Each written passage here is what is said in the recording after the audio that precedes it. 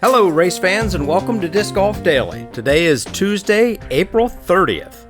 Thank you for rating the podcast and sharing it with friends. It means a lot to us. If you have not rated the podcast yet, please go do so right now. I'll stop talking for a minute so you can go do it and not lose your spot. Just kidding. We are the podcast that gets you caught up with disc golf news and growth in about 10 minutes. Today is Course Growth Day. But first, the news. Champions Cup stats Catchup. The payout for the Champions Cup was $145,000. That's $5,000 more than the 2023 edition. Nicely done. Also, Andrew Presnell played his first major in 2017. Since then, he has played 254 PDGA tournaments. That's an average of one tournament every 9.8 days. Insane. He has been grinding on tour. Andrew Presnell's majors in 2023, this is how he did last year.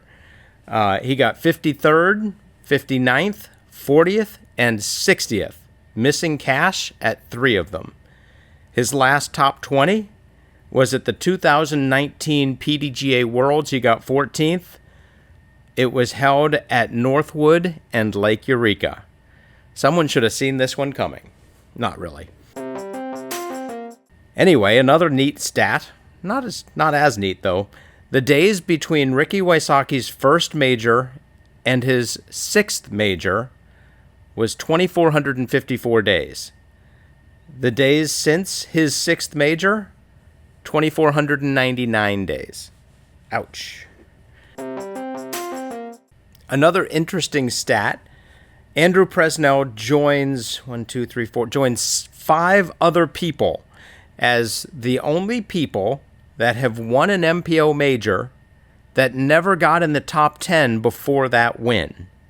That list includes Harold Duvall in 1982, Sam Ferrens in 1984, Greg Hosfeld in 1987, and then there was an 18-year gap until Nate Doss did it again in 2005, Ricky Wysocki did it in 2011, and now Andrew Presnell in 2024. And to close it out, this is from Big Freshness on Reddit. I just thought it was really poignant. Andrew Presnell has always been one of my favorite players on tour. He's humble, relatable, and in my opinion, one of the most deserving players to win a major. I recall listening to his story after his Silver Series win at Mid-America last year. He was a special needs teacher and coach in the public school system for nearly a decade before deciding to risk it all and chase his dream of professional disc golf. In an era where pro disc golf is starting to get the recognition and support similar to other professional sports, I'm happy that Andrew gets to experience the spotlight win of the first major in 2024. To many more wins, my dude. Congrats. Well said, Big Freshness. And our number 2 story today, UDisc's Major Winners article. There have been 98 disc golf majors with an open division, and 31 different players have claimed victories at one or more of them. And if you want to know who any of those competitors are and what events they've won, there's a great link in the show notes. I'm going to go over some of the highlights. They have a really interesting history of the majors in the article. For example, did you know the first official PDGA major was held in 2002? They retroactively called the World Championships and the USDGCs prior to that majors. Also, the PDGA Major Committee has expressed a desire to keep the number of majors in disc golf at 4. That's a good traditional number in line with other sports, namely Worlds, Champions Cup, European Open, and the U.S. and the U.S. Women's Disc Golf Championship.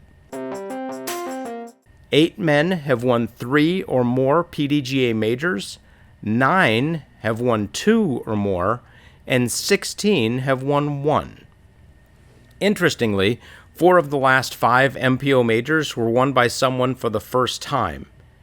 And the 5th one, which was won by a repeat, which was Isaac Robinson, who started this little streak on first-timers at the 2023 Champions Cup. For a crazy good read, amazing stats, and great analysis, the link is in the show notes. Worth checking out. Our number 3 story today, PDGA disc approvals. Lone Star Discs has a new putter called the Yellow Rose. Hooligan Discs has a new putter called the Dime and a new distance driver called the Thread. And the Thread looks ready to go. Maybe it'll be released soon. And Stokely Discs has had the Finch and the Owl PDGA approved. They look to be putt and approach discs.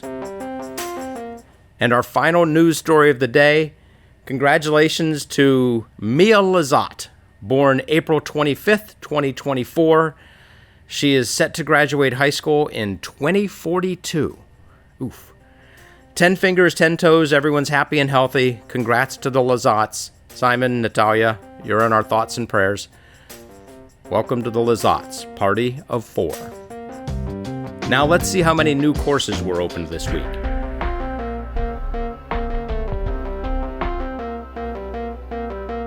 All right, course growth is a great way to track the growth of disc golf, and it keeps going. Last week we had 29 new courses put in the ground. That's just one shy of the most we've had in any one week this year. We are at 15,427 courses currently. We're averaging over 18 courses a week and over 2.5 courses a day. By the end of the year, I estimate there will be 16,045 disc golf courses in the world. And we should hit 945 new courses this year. That's an annual growth rate of 7%. Pretty darn good for a sport that I've heard some people say is not growing. The United States led the list with 18 new courses. The United Kingdom was in second there with 3 new courses. Norway and Denmark had 2 each, and Sweden, France, Australia, and the Philippines each had 1 new course. The Philippines had 7 courses. They now have 8, a 12.5% growth rate. There you have it. That does it for us today. If you have any thoughts, news, or opinions, shoot us an email, discgolfdaily@aol.com. Have fun, throw them straight, and hit the thin gap.